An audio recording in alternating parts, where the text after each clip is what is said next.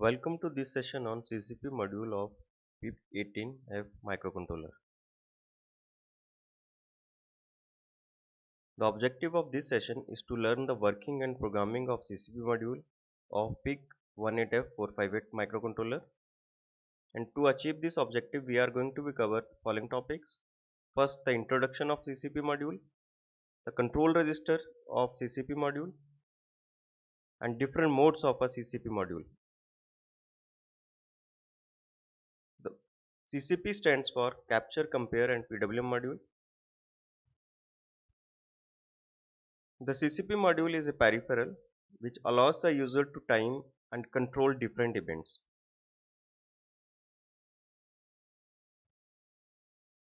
The first function of the CCP module is to capture, which allows the timing for the duration of an event. Second is compare, which compares the value contained in two registers and trigger an external event. And the third function is the PWM, that is a pulse width modulation, which can generate signals of various frequency and duty cycles. Each module have associated data registers and control registers. So let us understand the working of a control register of a CCP.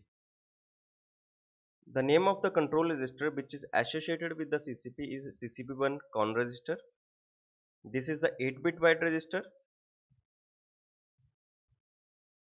Bit number 7 and bit number 6 are non-implemented. Bit number 5 and bit number 4, these two bits are associated with the PWM module, and bit number 4 to bit number 0, these bits are responsible to select the respective mode of the CCP module.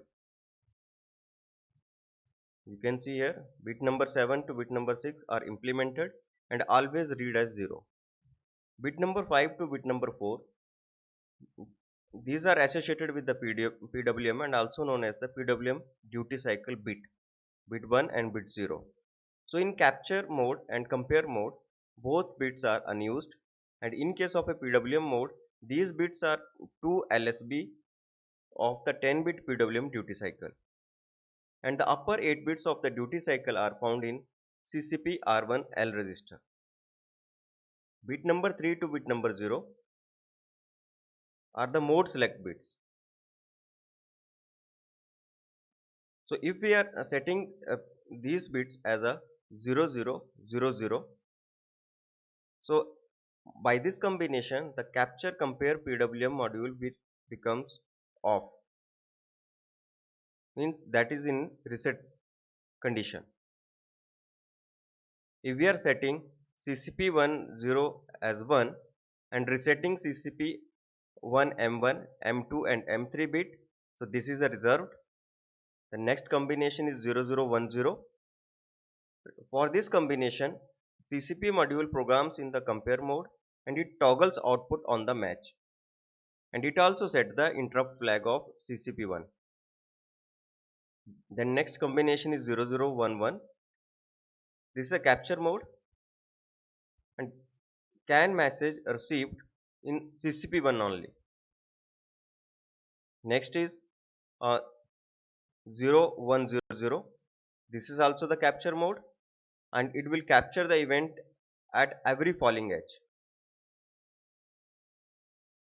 Next is 0101. That is a capture mode and it will capture the event at every rising edge. Next is 0110, the capture mode, and it will capture the event on every 4th rising edge. Then 0111, capture mode, and it will capture the event at every 16th rising edge. Next is 1000, compare mode, initialize CCP1 pin low and on compare mode force CCP1 pin high. Next is 1001. This is also the compare mode, and in this the CCP1 is initialized as a high, and when the compare match, it forces the CCP1 as a low.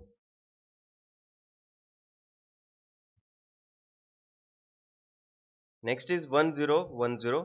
This is a compare mode, and CSP1 pin is unaffected. Then next is 1011, compare mode and trigger special event. So generally we are using this mode to trigger the analog to digital conversion. And the next mode is 11, and these two bits are don't care for this, that is the M1 and M0, that is XX. If we are using this combination, then PWM mode will get set. So next is the data register. So CCP R1 register is the associated as a data register with the CCP module, which is 16-bit wide register and having the two combination of a two 8-bit registers. CCP R1L, it contains the lower byte of a CCP module, and CCP R1H, it contains the higher byte of the CCP module. Next is the timer associated with the CCP1 module. So for CCP1 capture mode, timer 1 or timer 3 are associated. For compare mode, timer 1 or timer 3 are associated. For PWM mode, only timer 2 get associated with CCP module.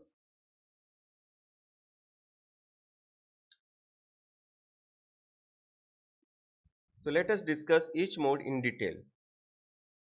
So the first mode is the capture mode. So in capture mode, CCP R1H and CCP R1L capture the 16-bit value of the TMR or TMR3 register when an event occurs on the pin RC2, that is the pin which is associated and multiplexed with CCP module. Right? So we have four options. Here the first is capture the event at every falling edge, capture the event as rising edge, and every fourth rising edge or every 16th rising edge.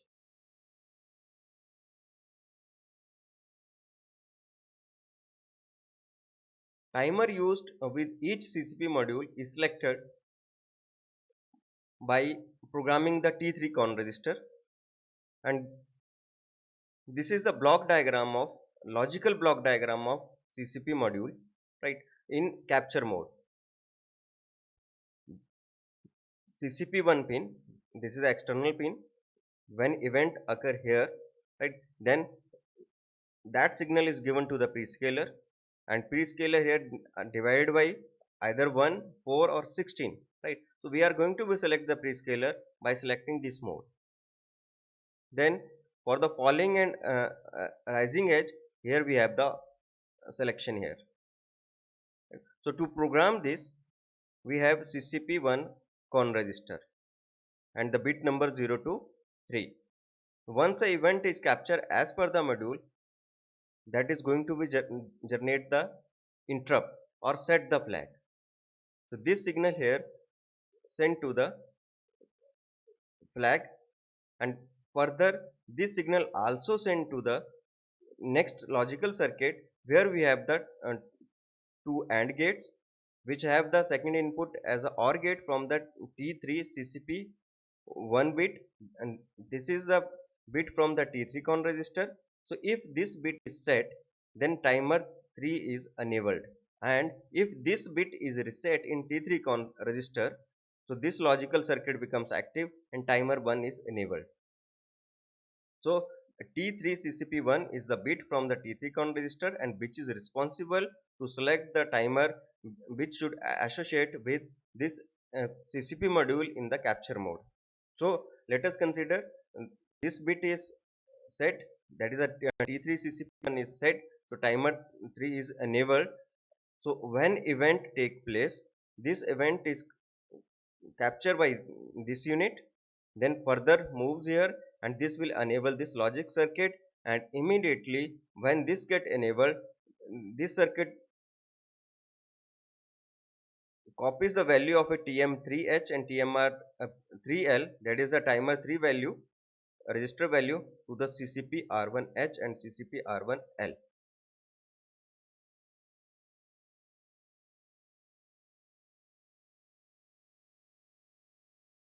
So in this mode, the pin RC2 should be configured as an input by setting the TRISC 2 bit. The next mode is the compare mode. So in the compare mode, the 16-bit CCP-R1 register values compared with TMR1 and TMR3 register pair values. When match occurs, the CCP1 pin can have one of the following action: either driven high, driven low, or toggle the output. And the last is remain unchanged. This is only going to be generate the internal flag. The action on the pin is based on the value of the control bit CCP1M3 and to CCP1M0, means the mode selected by the CCP1 con register, and at the same time interrupt flag bit CCP1 IF is set. This is the internal logical diagram. So here this mode, compare mode, becomes as a inverse of the capture mode. In this case, the value of TMR H register and TMR L register are continuously compared with value of a CCP R1H or CCP R1L register. When the both values get matched, immediate the CCP1 interrupt flag will get set, and this will trigger the special event. So as per the mode selection, if mode is selected to drive the external uh, pin as a high or a low, this will enable this circuit. And again, uh, in this mode, the CCP1 pin, that is the RC2 pin, must be configured as an output by clearing TRISC 2 bit. The third mode of CCP module is the PWM mode. In PWM modulation mode, the CCP1 pin produce up to a 10-bit resolution PWM output. And in this case also, the CCP1 pin must be configured as an output pin by clearing the TRISC 2 bit. This is the flow chart of the working of this PWM mode.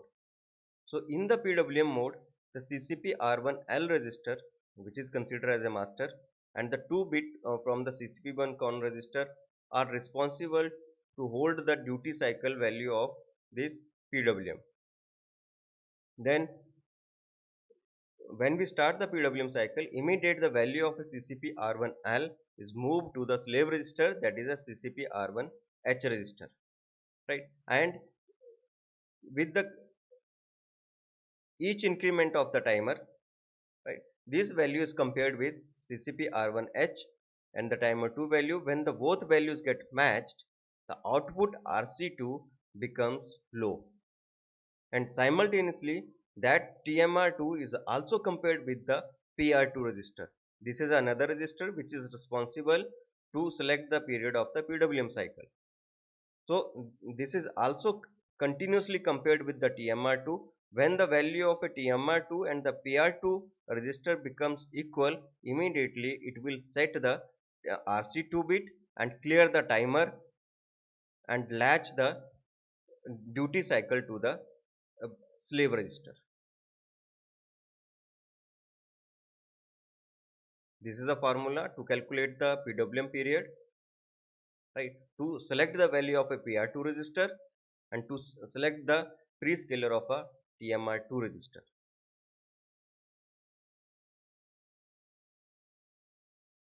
This is a formula to calculate the PWM duty cycle. So where the PWM duty cycle is dependent on the CCP R1L and the 2 bit from the CCP1 con register. And you can understand the working of this complete module with this timing diagram. When the value of a TMR2 and becomes equal to the PR2, the output becomes high and timer value will get reset. Timer starts from the initial state and timer is incrementing continuously, and with the each increment it is also comparing its value with the CCP R1H register, and which is responsible for the duty cycle. So when the value of a TMR2 becomes equal to the CCP-R1H value, immediately the output becomes low, as shown here. And since timer output becomes low here, timer is again incrementing, and that is continuously comparing the timer with the PR2. When the value of a timer 2 and the PR2 becomes equal, immediately the output becomes high. So the first PWM cycle completes here, and right now it is ready for the next PWM cycle. So if we want to change the duty cycle of the PWM, we have to update the value here in this CCP R1L register. So this is all about the general discussion on the capture, compare and PWM module of PIC 18458 microcontroller. So in the next session, we will discuss how to write the program for the capture, how to write the program for the compare, and how to write the program for the PWM module of PIC 18458 using AMPLAB IDE and Embedded C programming language. So thanks for watching this video.